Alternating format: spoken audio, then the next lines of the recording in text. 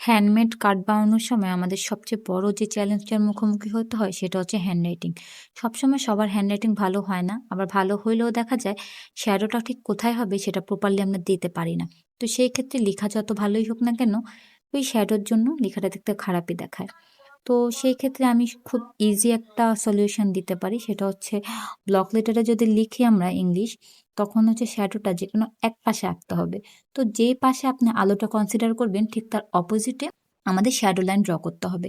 আর একটা জিনিস মাথায় রাখবেন, শ্যাডো লাইন কখনো লেটারের চারোপাশ জুড়ে হয় না, যে কোনো এক সাইডে হয়। আপনি যদি রাইটে শ্যাডো লাইন আঁকেন তাহলে সবগুলো লেটারের রাইট সাইডেই শ্যাডো লাইন আঁকবেন। আর যদি লেফটে আঁকতে চান তাহলে সবগুলো লেটারেরই লেফটে শ্যাডো লাইন আঁকবেন। এই ক্ষেত্রে একটা লেফটে একটা রাইটে এরকম করে যদি শ্যাডো ড্র করেন তাহলে হচ্ছে দেখতে খুবই খারাপ দেখাবে, আর আপনার প্রপারলি লেখাটা ফুটে উঠবে না। আর যদি কোনো রাউন্ড শেপের লেটার হয় যেমন ও বা ডি বা পি, সেই ক্ষেত্রে আপনি হাফ শ্যাডো উপরে দিবেন আর হাফ শ্যাডো ভিতরে দিবেন, তখন লেখাটা একটা 3D ভিউ ভেসে উঠবে। আর আজকে এই পর্যন্তই, এখানে আমি অনেকগুলো লেটার দেখিয়ে দিচ্ছি। সবাই ভালো থাকবেন, আল্লাহ হাফেজ।